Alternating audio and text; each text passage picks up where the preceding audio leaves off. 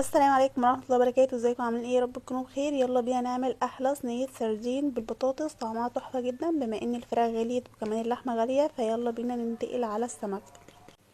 اول حاجه عندنا الدقه بتاعه السمك، هنعملها دقه عاديه جدا اللي هو ليمون وفلفل وثوم. وهنحط بقى معاها توابل بابريكا، وهنحط كمون، وهنحط كمان ملح، وكمان شويه خل عشان يتضربوا ينعموا معانا. خلاص كده ضربناهم، هنحطهم في طبق وهناخد منهم بمعلقه نظيفه عشان الباقي هنشيله في الفريزر. وتبلنا السمك، وهنحط بقى في الصينيه من تحت بطاطس وفلفل وطماطم وبصل. ممكن نشيل البطاطس بس كان طعمها حلو جدا، وهنحط عليهم خلطه معلقه من الخلطه اللي احنا عملناها، وهنرصه فوقيهم السمك. طبعا كمان السمك غالي اليومين دول، بس اهوت يلا هنعمل ايه.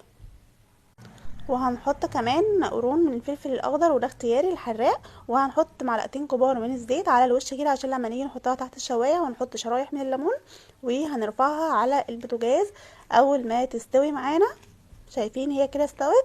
هندخلها تحت الشوايه، هتاخد مثلا 5 دقايق وهنطلعها تبقى بالمنظر دوت. جربوها وقولوا لي رايكم في التعليقات، طعمها حلو جدا. ونعمل جنبيها شويه رز وسلطه، يبقى معانا احلى وجبه غدا.